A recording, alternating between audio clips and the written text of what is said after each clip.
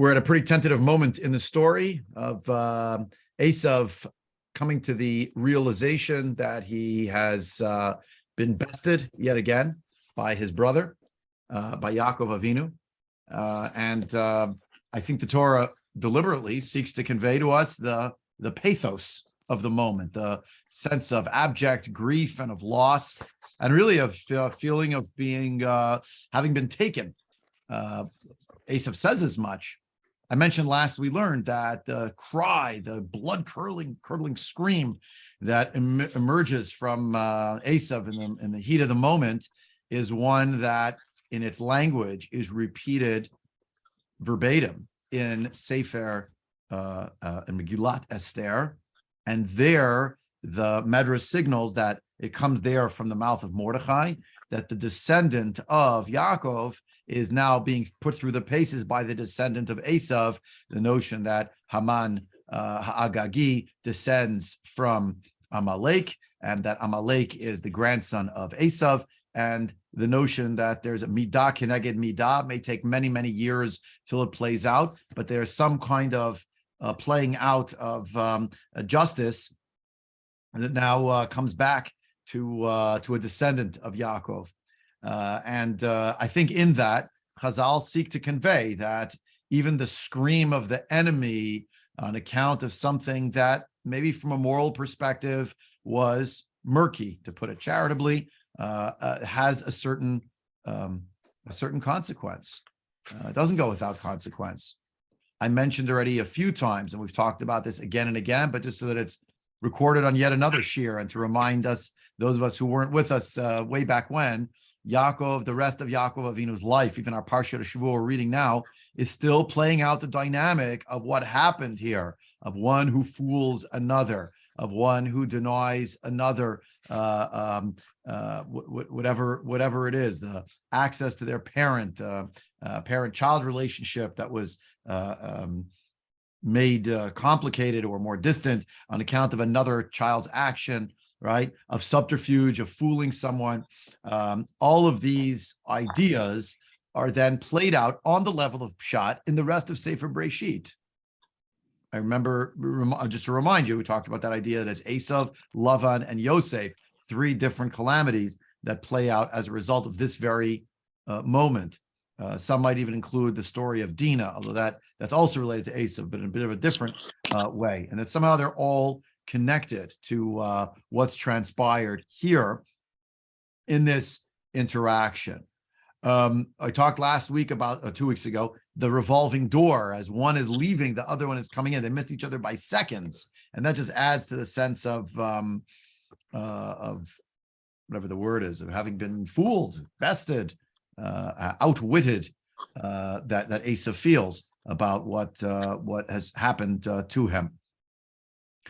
The strange thing is, firstly, well, before I get to the strange thing about what seems to be a scarcity of bracha, is Esav exclaims, chapter 27, pasuk 36, pasuk lamed vav, vayomer hachi karashemo Yaakov vayakveni zefa amayim. Right, that's why they call him Yaakov. Now, why was he really named Yaakov? It says in the Torah why he was named Yaakov, doesn't it? It tells us exactly why.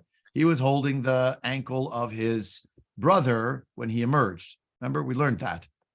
And yet, in this instance, we learn that it's twice. What are those two things? These are Esav's interpretations of the name. You know, they say that the person gets the name that their parents give them, and then they have the name that other people give them, and they have the name they earn for themselves. And these are not the same thing necessarily. New readings in the name of Yaakov, right? So, Et Bechorati lakach, he took my birthright. V'nei ata lakach birchati, the Bechora and the Bracha, by an anagram, it's the same letters even. He took my Bechora, now he took my Beracha, right? Vayomar, and then he turns to his father and says, Halo atzalta li beracha, didn't you save for me? Don't you still have something that you put aside for me, that's set aside, that's going to be exclusively for my benefit? Before we get to the third part, let's deal with the first piece, where Esav imputes new meanings to the name of Yaakov, one of which was perhaps brewing for decades, and the other of which is now at this very moment. It's Esav's reading that Yaakov somehow took his birthright, and therefore we know the story, not in the Medrash, but on the level of Pshat, that there was some interaction where Esav seems to have parted with it. Again, we talked about that sugya in depth, so I don't want to open that up again because we'll go right back there. But we talked a lot about the back and forth of was it a desperate man who was then put up against the wall because he was so thirsty and so hungry that he was outwitted? Was it someone who really didn't care for the Bechorah anyway, and this meant everything to Yaakov? Was it because of different ways that Esav had already shown himself to be unworthy of being the Bechor, and so Yaakov was unloading it from off of his shoulders? And at least in that story, even after the fact, the reality that Esav seems to throw it off, and he's content with that. He leaves. By Yivez Esav and Bechorah, we get the sense that it doesn't mean just literally he walked out of the room, but he abandoned the firstborn rights. But now that it looks shiny because it comes with the bracha, now there's a reread of the story that he took it from me as if there was something untoward that had happened then. What were the ages of those boys when it happened? The Medrash says they're 15, and the Medrash says that now they're 63. Lav davka, meaning on the level of pshat, you don't have to argue that either of those ages are accurate. Maybe in the first story they were in their 40s, and maybe in this story they're in their 50s. It doesn't tell you the timeline on the level of pshat, such that you're locked into saying this is what it must be. How did the Medrash get to the idea that it's 15 over there and 63 over here? So that we've already talked about a few times. I'm happy to reopen that discussion up again, but we did already have it, so maybe I shouldn't belabor the point. Okay, some questions and comments. Tamara, I see your hand up. I think Jean had her hand up. Maybe not. Did I make that up? I made that up. And I know Karen wrote something in, which I didn't get a chance to read. So first things first, Karen said, in some sense, Breisheet, the story of nature versus nurture. Absolutely. And by the by, the notion that birth order equals family status, and that's since nature has bestowed upon you, whoever it is, you're the firstborn, therefore that's yours forever. Not so. We see that again and again and again, right? It's Cain Hevel, it's Ishmael Yitzchak, it's Esav Yaakov, it's Yosef and the brothers, and right? And Menashe Ephraim, then the switching of the hands, also bespeaking this idea. Menashe is older, but yet Ephraim gets the right hand on his head and the like. And the idea that the way the story will play out will not make us prisoners of the natural birth order, even though there may be a predilection in that direction. The oldest is most with the father, learns the most about the business, right? There's a responsibility there. We'll see in Sefer Shmot. We'll get there in the Parsha way before we'll get there in our own exploration. The reality of the Bechor is a very important part of the family, as the inheritor of the father's legacy in many respects. But right here, that's certainly going on. And in Esav's world, he's throwing, I think the expression today would be he's throwing shade on his brother. This was all a plot. His name was Yaakov, not because of something that happened when we were babies, but this is his character. He is, as would be said about Jews later on, wily Jacob. And everything about him is negative and wicked, and look twice at what he did to me. And I'm a victim, and he's the perpetrator. Yeah. So, okay. That's the reading of an Esav, not my reading, not Zvi Engel's reading. That's in the voice of Esav. That's how he's reading it. Okay. Tamar, please go ahead. Good morning. I guess you were really touching on the answer to my question just now. I always wonder, what is it that Esav lost actually? The birthright, literally, what did he think he was losing? What did his father and his brother think he was losing? You were touching on that just now. Yeah. That seems to be the question of what were his expectations for the Bechorah? In fact, even the bracha, is the bracha actually about the notion that his father is a very righteous person and is a conduit for the blessings of godliness? Or is it a sort of ancestor worship before his father, a father worship before his father leaves the world? Give me a blessing because it's about our bond as a father and a son. This was about a competition for the affections of their father. If you go back to the story with the soup, The reason why, according to the Medrash, the soup is being made is because Yitzchak is sitting Shiva because Avram Avinu has passed away. And if you sort of connect the dots midrashically, Esav has an affinity for not only his father, but his grandfather.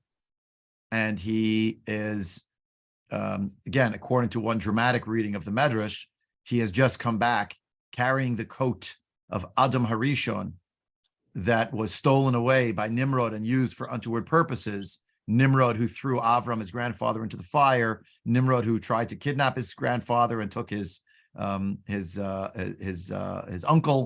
Took his uncle, but his cousin once removed. Lot, right? That's what is it? Cousin, yeah. Lot was taken prisoner instead, right? All those stories. So he kind of, the exact moment that he comes back carrying the cloak of Nimrod, having killed Nimrod, and he arrives in the house and he's going to give it to his grandfather and present it to him, and then he finds out that his grandfather died. The Medrash describes it as a rupture. He can't reconcile how that could have happened. And he says, if my grandfather, such a righteous person, could have died, if God takes him, then there's no judge and there's no justice. So taking all of that, now you get to, he took my firstborn rights because my relationship with my father as the firstborn. And he took my bracha, it's my relationship with my father. And you see that actually in the next psukim, well, even in the former, we kind of cut this up, but right, in verse 31, he talks to his father in a coarse manner, but Yakum Avi. At verse 34, Barcheni Gam Ani Avi. In the next verse is 37. Not 37, sorry, 38. He's going to refer to his father. Do you only have one bracha, my father? Bless me also, my father. And he cries. We have, I hope, a tinge of sympathy for an Esav when that happens. So, Gene, did you want to say something, or else I'll go to Shelley? No, okay, Shelley, go ahead, please. Boker Tov. Okay, we're talking about the conflict, the father-son conflict between Yaakov and Esav and Yitzchak. What about the mother? It doesn't seem this is such a contrast to the story that we're going to get with Yaakov, who's going to have 4 mothers for his 12 sons, and then his daughter, which is going to matter who the mother is for that one too. We've got the same mother here. We've got different mother with Yishmael and Yitzchak. She doesn't seem to be part of this. They don't seem to care. Yeah, she's not in the room, and she's not in the picture. And we'll have to go. Let's table that until Rivka rather is back in the picture in a few. Well, why doesn't Esav seem to want to care about what his mother is? There doesn't seem to be any connection. Yeah, correct. I will argue, if you look to the end of the parsa, I'm skipping ahead a little bit, but in the end, we do discover that Rivka does have affection for Esav. It's not displayed in the same way, perhaps, in the interaction that she has with Yaakov, but she does speak about how she cares for Esav. Esav seems to think of his mother as a storage closet for his royal garments to go in to see his father. But that would be why he doesn't have anything for his mother. And I would argue with you that she doesn't have that much for him either. That's an excuse. It's more of an excuse to get Yaakov away so that he doesn't get killed by Esav. Yeah, you're getting ahead of me. Wait. Do me a favor. Wait, this won't be in today's share either. But table that exactly. We have to get back to it. Again, I told you my thesis already, which is that Rivka does have affinity for Esav. It has a strange way of being expressed. Esav has none for her. That's where the rupture really is. That's really the problematic figure. But when you talk about a Bechora, we typically, certainly in the Tanakh, it's a father-son thing. Why? Because in Western civilization and antiquity, for sure, the father figure is the head of the household. The son will take over the father's business. They're going to be out there. The women are going to be much more on the homestead. Not they don't have a very important leadership role as well, but certainly the father's a more public figure. Therefore, the notion of the Bechor and Bechora follows, even though it's Bechorah with a hey, it means the firstbornness. And it refers to the father-son connection. We'll see. Well, I don't know. I don't want to open that door. Leave it at that. And therefore, Rivka, the level of pshat is not in this discussion because it's not hers to bestow on anybody. So, and this is about the bracha that Yitzchak was going to give, and therefore, the Esav's reaction, so bitter, so upset, so angry, I suppose, and the idea by and Rashi hints to this. There is almost an element of fate in Esav's words, a bitter sense that, you know what? Do you know why this happened to me? It was meant to be. It's almost like he's accepting his fate, and it's because he did it to me. Right? Rabbi Sachs, in several of his writings, one of his later books, just before he died, his last book before he died, still books published after he died. The second to last book was called Morality. He talks about victim culture.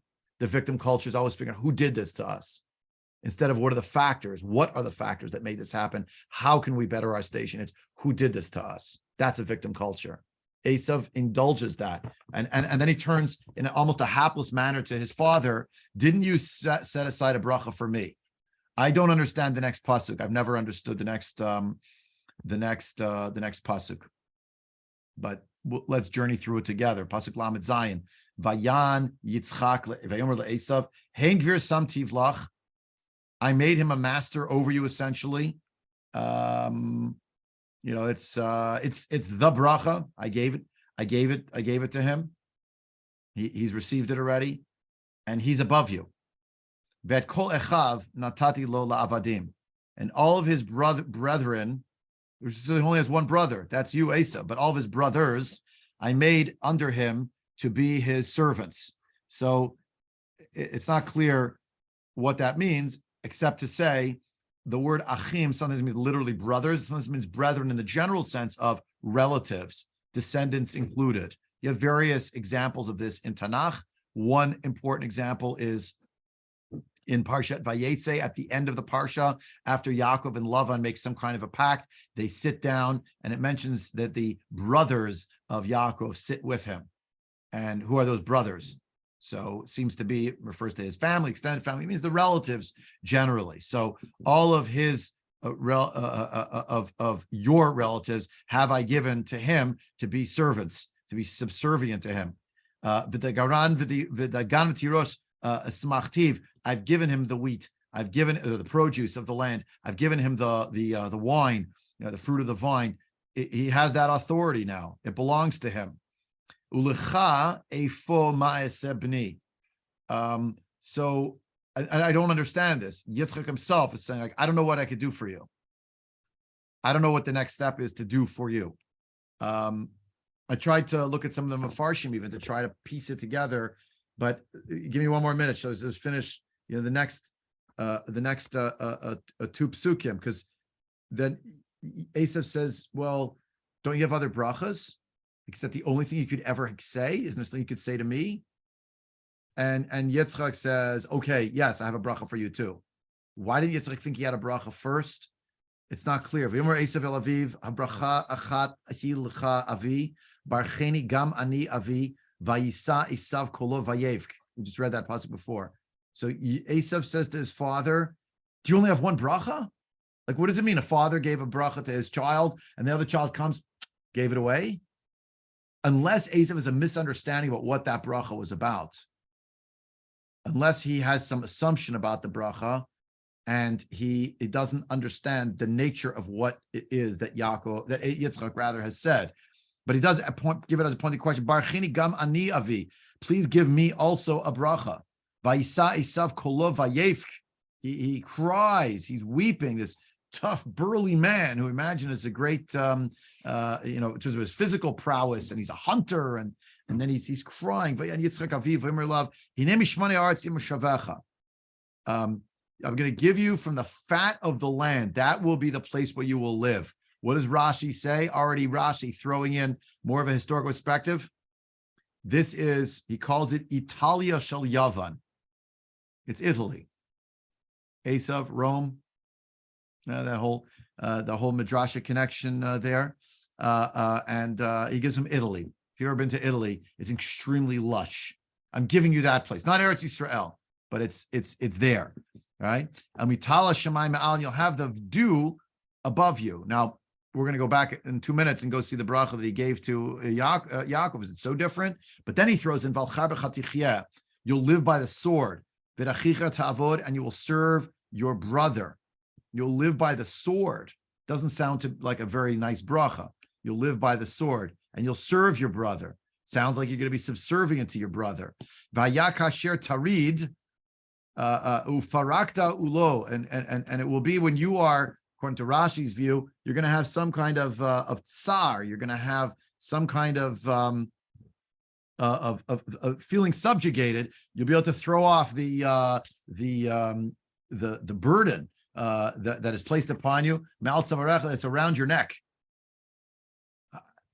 This is not exactly a bracha for family comity. It's a recipe for conflict and disaster, and you'll live by violence. It tells him this. Again, at first blush, the first reading. So Shelley had her hand up, and then Tamar, and I think Karen put something else in the chat, maybe, but I'll get to that in a minute. Shelley, go ahead first, please. Okay, we don't believe in magic, and this sounds like a bracha that's given to, not to the person you think you're giving to the bracha to, but to somebody else, shows that Esav, in a sense, buys into the pagan idea that something is magical and it's part of fate and can't be changed. We don't believe that. It should be, I gave it to the wrong person. Well, it doesn't count. I can annul it. We annul chometz. We annul all this stuff all the time in halacha. So it would seem to me this thing could be annulled. So the idea of it, I'm bothered by the idea that there's a magical bracha, that it sits out there like all of paganism, and that's how it is because he got tricked, because Yitzchak got tricked into it. I'd like you to explain that. Yeah. I'm not entirely sure I can, but I will try to sharpen the definition. Bracha is a magic and a bracha, not the same thing. Magic seems to imply there's something theurgic that can go on that can force the hand of XYZ. If we get it's a mechanistic view of things. We'll do XYZ and ABC will result. We'll put it in the machine. This is the recipe, right? It reduces the notion of divine power into a mechanistic force, just like the rest of nature. It just needs to be manipulated the right way. You need the right potion, the right key in the lock, the right this, that, right? And oftentimes it's, as you say, the fates and the like. Exactly. So how does... That's not what a bracha is, though. That's not what a bracha is. I want to make the distinction very clear. The bracha is the idea that we're asking that HaKadosh Baruch Hu should give whatever is in the content of the bracha to this person. It's aspirational. It's prayerful. It's not a guarantee. What's interesting is that's number one. Number two, when Esav comes in, the idea that at the moment when he finds out, when Yitzchak has the realization that the bracha was given to Yaakov and not to Esav, at the end of Pasuk Lamed Gimel, he says, Gam Baruch Yiyeh, meaning, I think he needs to be blessed also. He also deserves, which is interesting, he also deserves a bracha. Gam Baruch Yiyeh means he also gets the bracha, and I'm not taking it away. I'm not rescinding it. Esav's reaction is, right, he stole it from me, take it back. And therefore, to that reading, Esav is being told by Yaakov, but that's the bracha I gave him. It really was, in some sense, the bracha that was meant to be for him. So now what do you want from me? I'm puzzled by it myself. I freely grant you, maybe Tamar has the answer, next. I don't, he says, well, what should I do? But when Esav presses him, Yitzchak does give him some kind of a bracha, a strange bracha by our lights, again, to the Pshat reading, but he had another bracha after all. But it's almost like Yitzchak is responding to Esav's cry of undo the magic by saying, but it wasn't magic. What should I do? I gave him the bracha, and the truth is, if I gave it to him and that's how it shook out, that's what was meant to be. That's how it was organized by Hashem. That's what was ordained. You could throw in here that was the goral, that was the fate, but Hashem's watching the world and he deserves the bracha also. But didn't you save me a bracha also? That's in pasuk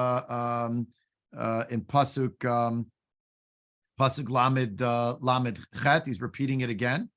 Yeah, and Yitzchak says, okay, I will give you a bracha, which in its language, in some ways, is similar to the bracha that Yaakov received as well. Tal and Shmane Haaretz, right? There is one important ingredient, one crucial ingredient that is missing from what Yitzchak says to Esav, which is front and center in what Yitzchak says to Yaakov in the brachas. A crucial ingredient. Just go back and look at the first words of the bracha that were given to in pasuk Chav Chet, verse 28.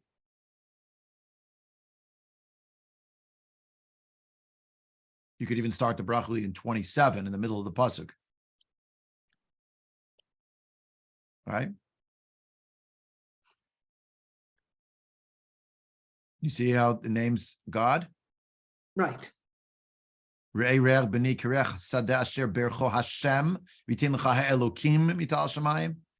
bracha to Esav doesn't have anything to do with Hashem. Right. It's a father giving a wish to his son. You know, this is what you should have, and this is what you should be. This is how you live. It was a mission statement, but it didn't involve the Ribbon Shalom, which is a bit of a tip-off that now perhaps something shifted for Yitzchak in the way that Esav reacted. Yitzchak was able to tease out that maybe some things I thought about my son are not actually the case. When Yitzchak originally gives the bracha to Yaakov, he thinks it's Esav. There's godliness, and there's V'itein l'chai Elokim v'tal Shemai Shmoneh Aretz. But when it gets to Esav, now he actually says the words of the bracha. Did you notice that now Shem's name is missing? Maybe there's something in this way in which Esav reacted that demonstrated to his father this kind of a reaction is so extreme, so intense, and is seething with both rage, but also a sense of, I would say, it's not going to come out right. I was going to say self-reliance, but it's a selfishness. He did this to me. It's about me. It doesn't mention now there's no God in the story. There's no, right? He just wants the bracha. It's not about Hashem.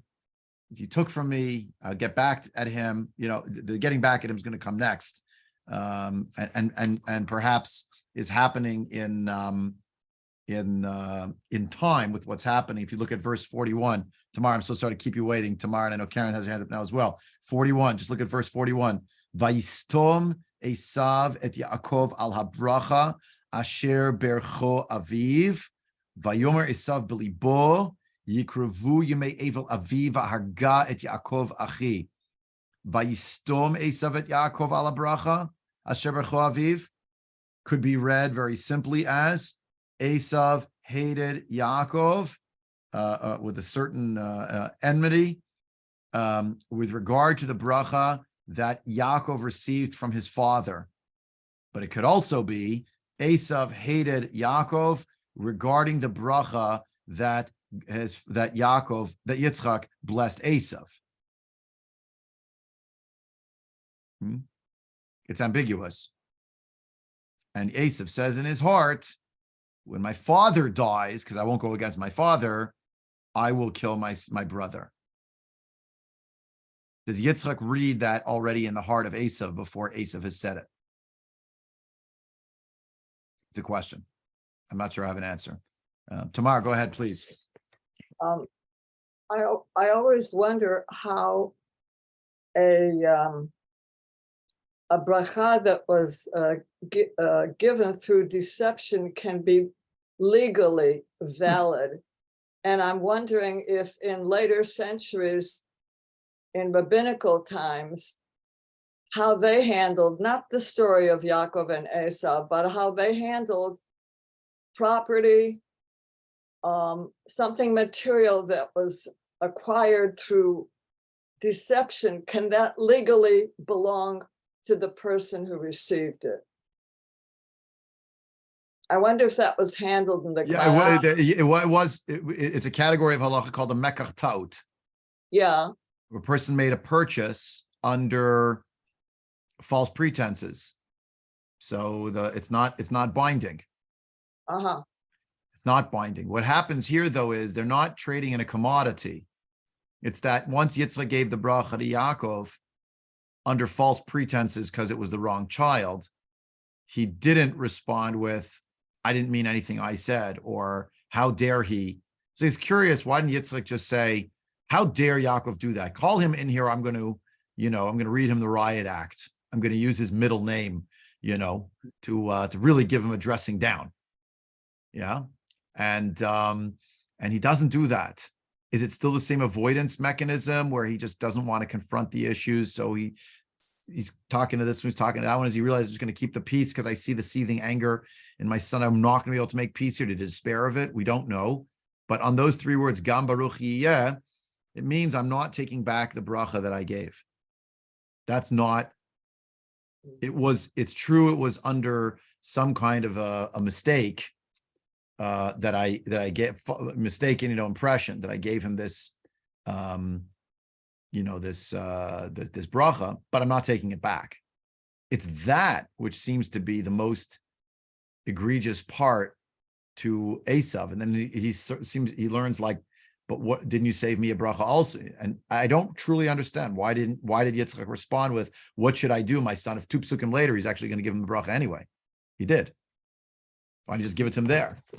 You haven't thought of it yet? And why does the Torah want us to know that piece? I'm just pointing out the summation pasuk that Esav has some kind of a seething hatred, right? Doesn't have to mean that it was a flat story that happened after the chronology of it. It could be it was happening while he's talking to Yitzchak. But when we're reading the story, we don't hear what's in Esav's heart at that moment.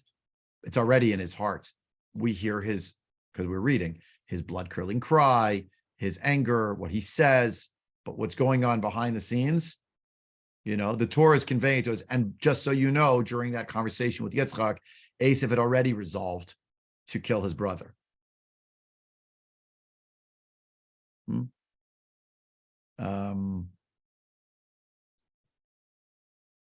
What would be interesting if that were true, I guess an if, is just that Yitzchak's bracha to Esav includes the idea you'll live by your sword and you'll serve your brother. But if you kill your brother, then you lose the bracha. So there's going to have to be some kind of, call it symbiotic relationship between you.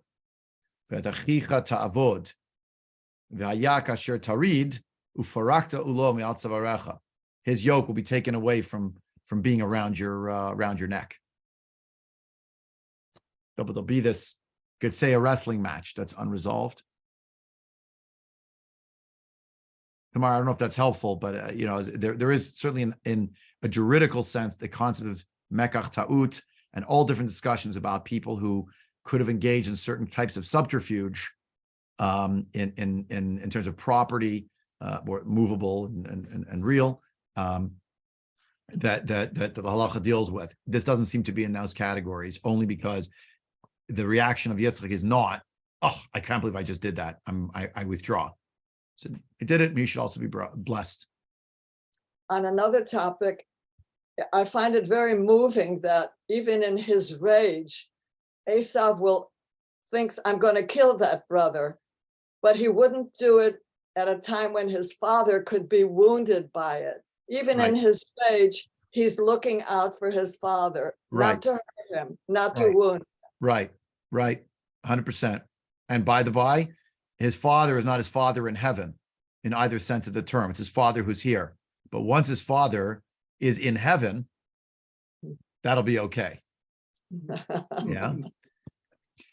And this is, by the way, this is part of the reason why Chazal have a whole understanding that the brothers with Yosef had a case that they made, a halachic case that they made, as to why their brother no longer deserved to be alive. again, it doesn't pass muster. They're guilty for what they did. They say so, Valashemi manachnu, or guilty, but they did have more of a halachic case. And Chazal don't build a halachic case for Esav because in Esav's own words, past, present, and future, he doesn't talk about God. Mhm. You might say he doesn't have the God gene. Again, if you know what the God gene is, that whole idea is very interesting idea that I can't make heads or tails of from the perspective of Emunah. How Yeah. one could allege it's a genetic issue. Give me 1 minute. We got Karen waiting, and then Helen after that. Karen, go ahead. Okay. Okay, two things. You know already that I have a different view on all of this. Yes, but I think appreciate that Aesop- view. Okay, Aesop for me is just a big child. He's hungry and he just has a little tantrum because he wants that stew. And here he didn't get the blessing. And what does he do? He cries and raises his voice. He's very childish. He doesn't have a lot of impulse control. He's feeling like kids in a sandbox. You take his toy away from him, he wants to hit you. Okay, and the second point I want to make is that when you, in my opinion at least, when I look at the four players in this story and ask myself, who is the one who was really deceived? It's Aesop. Aesop was the one that was deceived. I think the mother knew what was going on. Yaakov knew what was going on. The blindness that Yitzhak had was very conveniently timed. And he doubles down on that blessing in the next chapter. So it's not like he regrets it at all. He doubles down on it. In fact, the blessing to Yaakov later. The things we don't want to see. He doesn't want to see. Hmm. You know, who can't tell, you know. Fascinating. So that's my opinion, that Asaph is the one that was deceived in the story. Great. It's great. Thank you. That's wonderful. Thank you. Yep. Okay. And, Esav as man-child, He is. but he there's is. something there. That's in the coarseness and the impetuous nature, and it gets him into trouble repeatedly. And maybe they're all trying to navigate, how to deal with him in the family system. As I said to somebody this morning already in my office, at an early morning meeting with someone, a family is a messy organism. What would be the purpose of that theory? What Who's would that, be the Shoshi? Hi. yeah, sorry. What would be the purpose of the Torah doing that? He was really You that know, way. bringing That's as who a he child. was. That's who he was. What do we learn from it? There are such By personalities. nature versus nurture. Hmm. That you have two brothers, twins no less, and look at how different they had, the same mother, the same father, and look how different they They turned go in a out. different direction. Yeah, it could be. They go in different directions Could because we be. have goodwill. Yeah. I don't know what else to say. That sounds like it might be it. I don't know. Helen, you're waiting also. Go ahead, please. Okay. I'm just so excited about what Damar said, because look at the case of Hashavas Aveda. Right. If there's any semblance at all that this can be returned to the rightful owner, look at that whole Mishnah about Hashavas Aveda.